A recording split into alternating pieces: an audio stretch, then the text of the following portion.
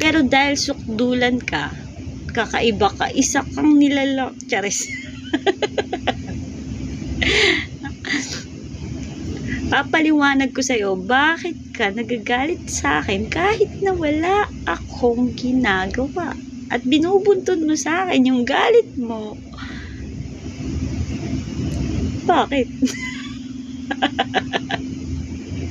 Tatawanan lang talaga kita. Alam mo yun? Kasi nga, ganito. Nagloko ka. Dahil nagloko ka, ng paulit-ulit, hindi ka pwedeng magalit ngayon. Kasi nga, ikaw yung nagloko. Ngayon, dahil hindi ka pwedeng magalit, sa akin mo, binubuhos yung galit mo. Diba?